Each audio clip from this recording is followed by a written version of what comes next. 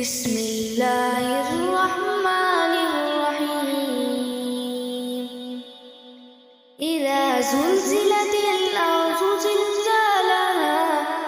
وأخرجت الأرض أثقالها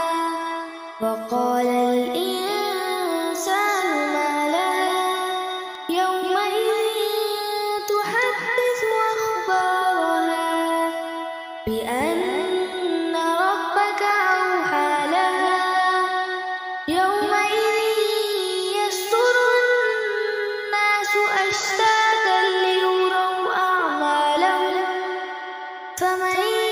يعمل مثقال ذرة خيرا يره